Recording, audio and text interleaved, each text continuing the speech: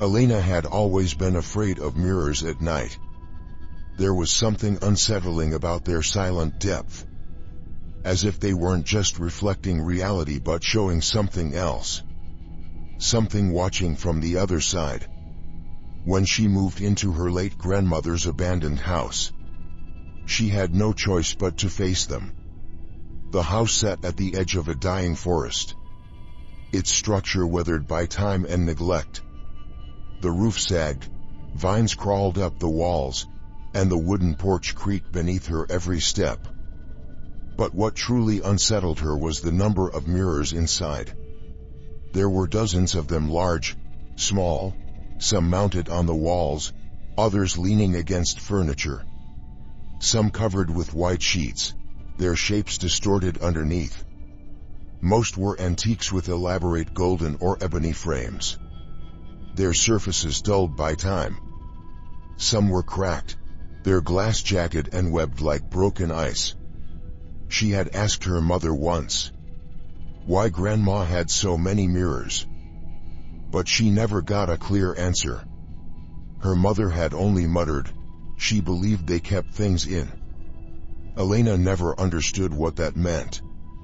Her grandmother, Agnes, had been an odd woman.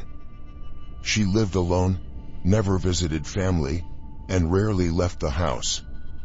The few neighbors who still remembered her spoke in hushed tones, recalling how she used to whisper to the mirrors when she thought no one was looking. Some claimed she had covered them up in her final years, muttering that they were too loud.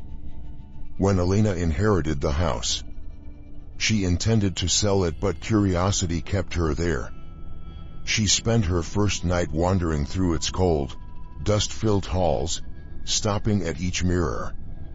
Some of the cracked ones still hadn't been thrown away, as if her grandmother couldn't bear to part with them.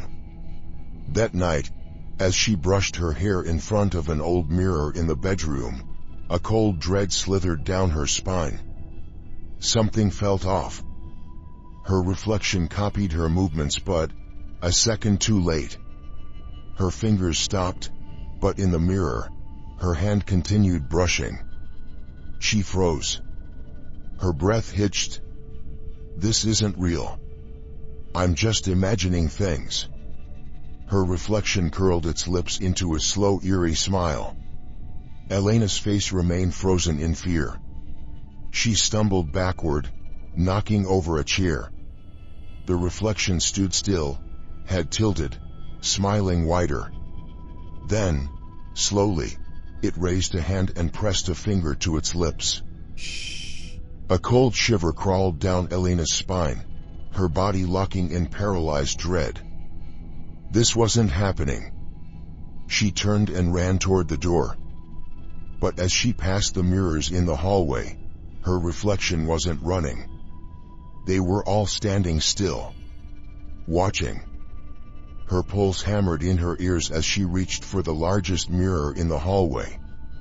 Without thinking, she grabbed a white cloth draped over a nearby chair and threw it over the glass. The house fell into silence. She stood there, heart racing. Then a gentle but eerie knock. A sound that shouldn't have been there echoed from behind the mirror. She took a shaky step back. A whisper came from beneath the cloth. "You don't belong here."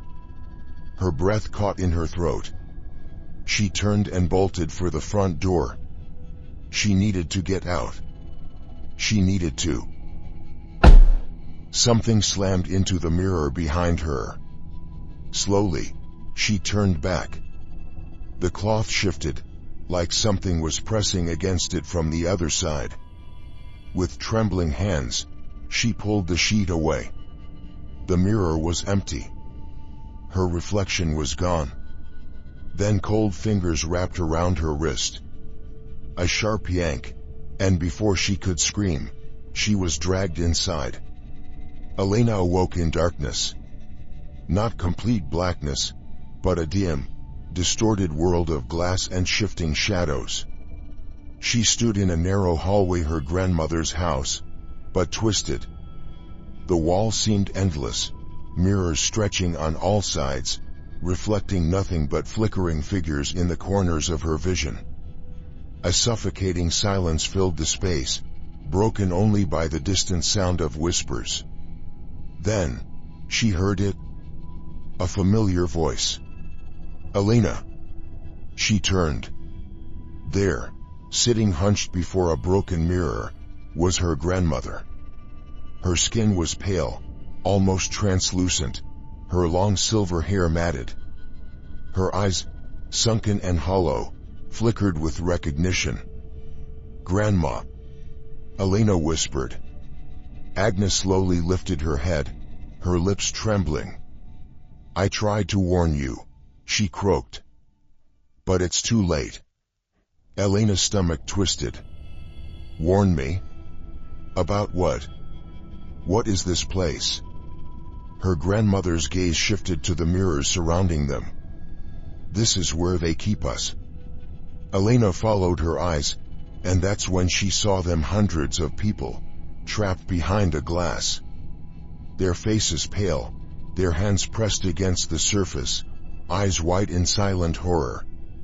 Some had missing reflections, their mirrored selves staring at them from the outside world. Then, a shuddering realization struck her. The thing that took her wasn't just a reflection. It was something else. Something that had replaced her. "They feed on us," Agnes whispered. "They steal our faces, our lives. And once they take our place, we're forgotten." Elena's breath came in short gasp. "How do we get out?" Agnes looked down, voice barely above a whisper. "We don't." A chill crawled through Elena's bones. She spun around, desperate, pressing her hands against one of the mirrors. She could see it, her body, her stolen reflection walking through the house, living her life. It smiled as it picked up her phone, answering her mother's call. Elena pounded on the glass. "No. Let me out." Her reflection turned and looked straight at her. It lifted a hand and waved. Then it whispered, "Shh," and walked away. Elena's scream echoed through the void, but no one heard her. No one ever would. Elena's fingers trembled as she pressed them against the cold glass. The thing wearing her face had walked away, answering her phone, living her life, stealing her existence. She turned to her grandmother, desperate. "Grandma, there has to be a way out. You've been here longer. Have you seen anyone escape?" Agnes's sunken eyes flickered with something. A memory? Or a lie? She hesitated before pointing to one of the oldest mirrors in the endless hallway, its frame cracked and rusted. The glass shimmered strangely, like liquid. "It all started with that mirror," she whispered. Elena's stomach nodded. "What do you mean?" Agnes's lips parted, but before she could answer, Elena froze. A terrible, creeping realization curled into her mind like poison. Her grandmother was dead. She had inherited this house because Agnes had died. So, how was she here? Elena took a slow, shaky step back. "You are not my grandmother." Agnes blinked. Then she smiled. A slow, unnatural smile, too wide for her face. "Clever girl." Elena's blood ran cold. The thing that had been speaking to her, guiding her, pretending to help her wasn't Agnes. It had never been. The thing wearing Agnes's face let out a slow sigh, as if stretching its stolen form. Its features rippled, shifting like water. "You humans always ask the same thing. Why so many mirrors? Why not break them? How do I escape?" It chuckled, a deep, rattling sound. "But the truth is, you were never meant to." Elena's breath hitched. "You were never trapped, were you?" The thing pretending to be her grandmother grinned wider. "I wasn't always on the side, you know," the thing murmured, voice thick with something between amusement and sorrow. "I was like you once. Staring into a mirror. Watching. Listening." Its form shuddered, shifting unnaturally, skin stretching like melting wax. The illusion of humanity slipped away, revealing something ancient, starved. Elena's breath hitched, her chest tightening as cold dread wrapped around her like unseen hands. "Then I reached out," it whispered, voice threading through the air like silk. And something reached back. A terrible, hollow coldness settled deep inside Elena, her body instinctively recoiling from the weight of its words. "Then why lead me here? Why pretend to help?" Her voice was hoarse, barely more than a breath. The thing grinned, too wide, too knowing. "Because I needed you to break the seal." Realization hit like ice. The cursed mirror. The original one. If it was destroyed, it could set her free, but it could also release something worse. And that was exactly what it wanted. Elena turned and ran. The cursed mirror pulsed faintly, its surface rippling as whispers grew louder.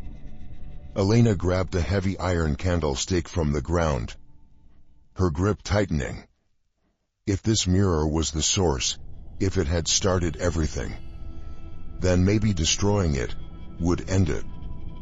Her not grandmother's voice slithered behind her. "Oh, Elena." She turned too late. Long unnatural fingers wrapped around her wrist. "Did you really think it would be that easy?" A horrific force yanked her backward, her body tumbling through shifting glass.